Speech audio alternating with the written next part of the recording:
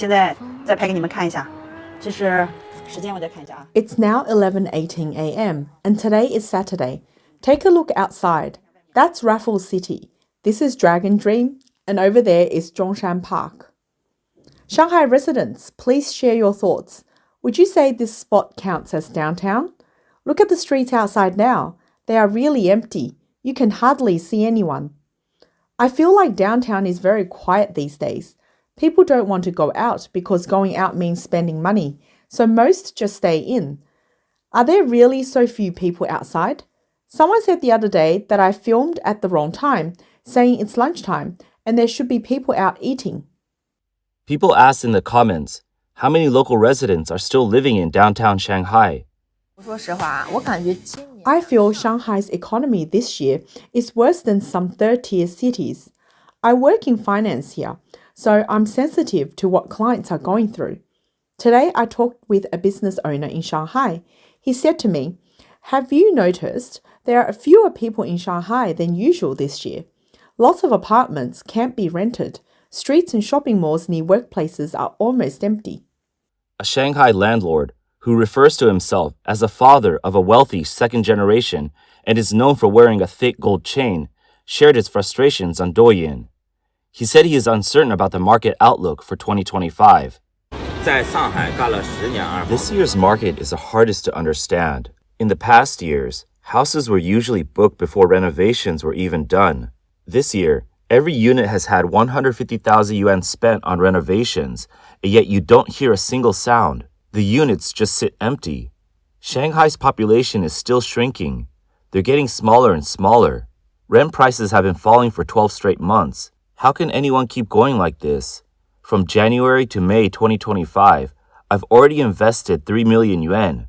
The renovated units are empty and unrented. What else can I do? In his video, he showed several rental properties he invested in. One unit was renovated some time ago with an investment of 150,000 yuan. The renovation included both soft and hard furnishings, central air conditioning, underfloor heating, and electric curtains. Despite the upgrades, the unit remains unrented. In previous years, similar units would have been leased even before the furniture was fully installed. He said the market this year is hard to understand. He keeps investing but keeps losing money. He said he has no other work skills except being a landlord. He does not know what else to do.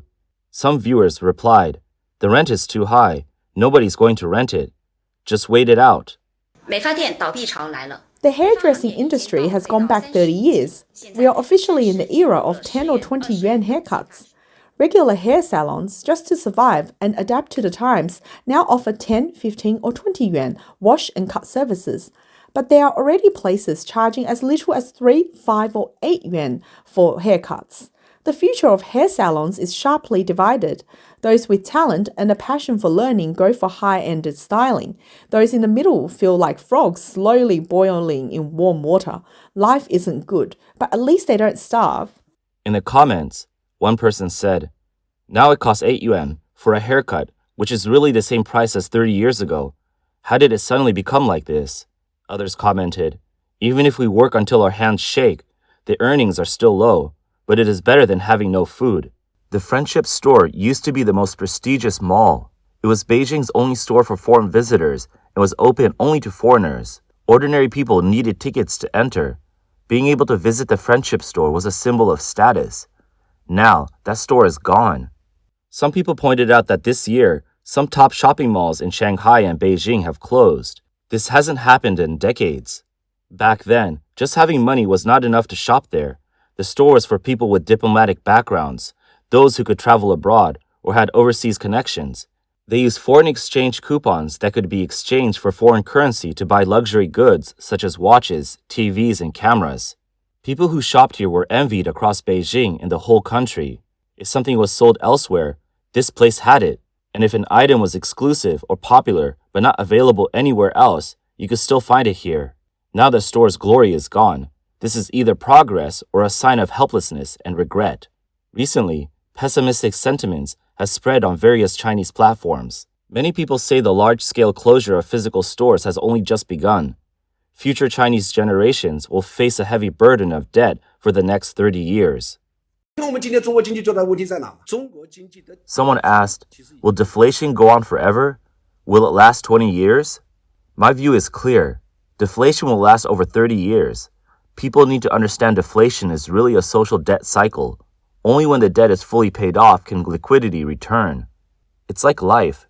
When you finish paying off your mortgage, your family finally breathes easy. You're done. Then you can go out for a meal. It's just like that. One commenter said deflation causes prices of big items like houses and cars to drop, but daily essentials actually get more expensive. Because fewer people buy expensive goods, money stops flowing easily. To keep money moving, prices for everyday items go up. This makes it harder to earn money during deflation. Another person commented and said that 30 years of deflation means their whole life is ruined. Other commenters remarked, they say they are cutting down on debt, but they are actually cutting down on people. When people are gone, the debt disappears too. This cycle is not sustainable. Analysts point out that some economists in China are starting to face reality. They are sharing some hard truths on social media because China's economic downturn has severely affected people's jobs, employment, and daily lives. The situation can no longer be hidden. Recently, a chart showing the initial employment placement rate of 2025 graduate students at Yunnan University was leaked on Chinese social media. The data covers statistics up to March 24th of this year. The employment figures for this year's graduate students are bleak. Yunnan University is the only prestigious university in Yunnan province. The statistics rank colleges by placement rate from high to low. The software college ranks highest with a placement rate of 53.4%. Business administration and tourism, information science, and material and energy colleges all have rates above 40%. Below that, except for one education college, all other colleges have rates below 30%, and the rates continue to decline. At least 10 colleges have placement rates below 10%. The Ecology and Environment College has only 3.8%. Many commenters express that the situation is extremely bad. Some also said the numbers have been polished and the real data may be worse. Earlier media reports revealed that employment rates at many universities in China are often falsified. Schools pressure graduates to provide fake employment agreements or risk not receiving their diplomas. Chinese university graduates typically start internships and job hunting a year before graduation. Campus recruitment at Chinese universities have 2 seasons: fall recruitment from September to November of the year before graduation, and spring recruitment from March to April of the graduation year. With the economy declining year by year, the number of university graduates in 2025 is expected to reach a new high, surpassing 12 million. This is nearly a 40% increase compared to 2020. Employment is expected to become even more difficult in 2025. Analysts believe that amid the ongoing economic contraction, many graduates cannot find jobs. Combined with sharp income declines among workers, this has worsened the wave of physical store closures. Many small store owners blame e-commerce for the closures, but have not identified the root causes. 现在实体店最惨的是烟酒便利店。 Right now, the worst-hit physical stores are tobacco and alcohol convenience stores. These stores are being torn apart and crushed by the low-price competition from the internet. Inside these stores, the first to suffer the most is alcohol. Why? Because your competitors are celebrities. People like Pan Jiangjiang or Li Guoqing who sell Mao Tai every day on live streams. You simply can't compete. Second, it's the snacks. Now the snack business is flooded with professional convenience stores like Jiao Yiming and Haoshan Lai, which are growing exponentially. In a small city with just over 100,000 people, they can open a dozen stores overnight. Every day they have sales or promotions. You can't compete with that. And then there's fresh food. Big internet platforms keep heavily subsidizing and competing with low prices. In the end, no one knows who wins, but physical convenience stores are the ones that are dying. The one thing left untouched is tobacco, since the internet can't sell cigarettes, but even that lifeline is disappearing. Why? The content creator said that the convenience stores used to be spaced at least 500 meters apart, but this distance has gradually shrunk. However, to keep a store running, owners still need to stock sufficient inventory. With stores now located as close as 30 meters from each other, it has become increasingly difficult for each to generate enough sales. The result is that tobacco, alcohol, and convenience stores can only sell what is left over from online sales. This means selling small items people need temporarily, like oil, salt, soy sauce, or vinegar. Or when elders bring children to buy toys or candy. These stores barely make enough to break even. Another major challenge for convenience stores now is rent. When the economy was good, rent negotiations were easier, but with the economy worsening, landlords refused to lower rent, making it harder for physical stores to survive. If physical stores close, where will landlords collect rent? Once a store closes, it usually shuts down permanently. Some locations remain vacant for 3 or 4 years. This creates a vicious cycle for the whole society. 盒马的 X 会员店可能真的干不下去了，现在呢，很多地方都很空。Hema Fresh's X membership stores might really be failing. They used to say they wanted to compete with Sam's Club and create a Chinese membership store. But many locations have already closed now, and a serious problem is they have no new stock. For example, the baby formula is outrageous. It's all made in 2023, but it's already 2025. Selling formula produced 2 years ago is quite absurd. In the electronics section at the entrance, brands like Dyson have pulled out, leaving lots of empty space. The content creator criticized membership programs like Hema's as irresponsible. Hema users pay to experience the membership stores, but the current weak state does not meet expectations, disappointing paying customers. Some commenters said it's not only physical stores struggling, e-commerce is also nearing collapse. 今年电商至少有70%的商家要倒闭。 At least 70% of e-commerce merchants will go bankrupt this year. This is not fear-mongering. The current e-commerce environment is already bleak. On top of that, the platforms have seen huge changes in the last 2 years. Many businesses can't keep up with the trends and have made serious strategic mistakes. This has caused traffic to drop sharply and resulted in huge losses.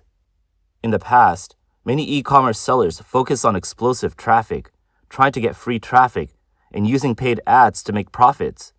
But today, with the end of platform traffic bonuses and increasing commercialization, many old tactics no longer work. The most common way sellers lose money is through price wars. The harsher the price war, the faster businesses die. Price wars no longer attract much natural traffic, and they simply can't be sustained. Another old tactic is paid advertising, which used to help bring traffic, but with low profit margins, relying on paid ads to gain free traffic results in a 90% failure rate. The era of using paid ads to generate free traffic is over. The real focus now must be on profiting directly from paid traffic. If paid ads only maintain 5% to 10% profit, businesses must cut costs and reduce waste. This includes lowering labor and rent expenses and minimizing losses in all areas to maintain thin profits. This presents a major challenge for every e-commerce business. Quality cannot be compromised too much. Poor product quality may lead platforms to reduce exposure, causing significant traffic loss. Experts advise that in this environment, precise product positioning is essential. Businesses must target the right customers, set proper prices, and choose effective paid methods to make a profit. This could mean focusing on individual products or overall store margins. Many are struggling to adapt to this change. Some recall times when spending 10,000 yuan on ads generated 200,000 yuan in revenue. Now, however, 10,000 yuan only brings 5,000 yuan. Many find this hard to accept, but it reflects the current reality in China. Some say people used to enjoy smooth success, but now must tighten their belts, which many cannot accept. Even more troubling is the rise of reverse wage claims by some companies, which is causing outrage. Recently, rumors spread that Chinese authorities issued secret orders requiring retirees to return excess pensions they received. Some retired officials in Guangdong were asked to return six-figure sums, sparking heated debate. A Chinese overseas commentator, Su Xiaohe, revealed that the Chinese Communist Party issued a secret order demanding retirees return money overpaid in the past 5 years. He said a retired official in Guangdong was required to repay more than 200,000 yuan. The official can pay but is unhappy, complaining, "Is this still a government? Is this an organization? Is it fair to bully us retired elders?"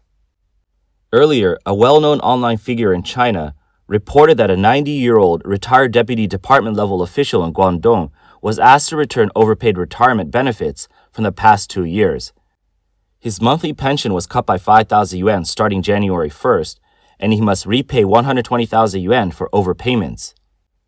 His pension dropped from 30,000 yuan to 20,000 yuan per month. Similar actions have been reported in other provinces, recovering illegal overpaid pensions from previous years. The full scope of these irregularities remains unclear as related documents have not been made public. The Chinese official media's recent claim that living frugally does not mean cutting officials' legitimate salaries has drawn public attention. Many criticize the idea that officials should not be mistreated even if ordinary people suffer. Some analysts say this shows the government can only maintain incomes for current officials still loyal to them. For retired civil servants with little value, salary cuts have begun. The government tries to ease public dissatisfaction with this message. Since 2023, there has been a wave of pay cuts for civil servants and teachers across China. Many places also demand recovery of overpaid performance bonuses from previous years. For example, a document leaked from Henan province instructed some retired officials to return pension overpayments from the past 4 years. Some commenters question whether money already spent can be recovered or wages already paid can be taken back. It sounds unbelievable, but in China, this is possible. With plans to reduce debt over 30 years, even civil servants' salaries may be reclaimed. These signs suggest China's economy could reverse by 30 years.